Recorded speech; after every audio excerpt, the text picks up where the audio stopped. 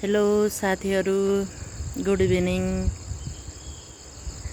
यति बेला लगभग 6:30 बजेको छ। यो अहिले मन्थली बजारको दृश्य हो। साँझमा पूर्णिमाको दिन जुन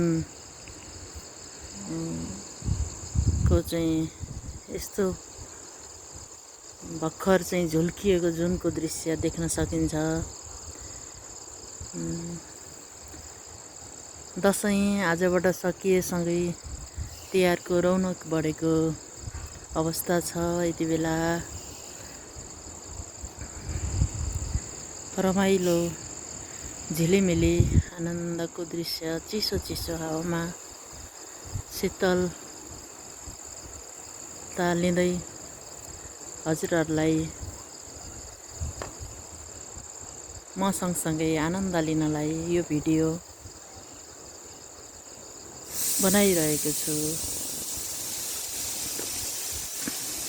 हजुरहरूले मन पराउनु भयो भने फेरि पनि यस्तै भिडियो लिएर आइरहनेछु। धन्यवाद।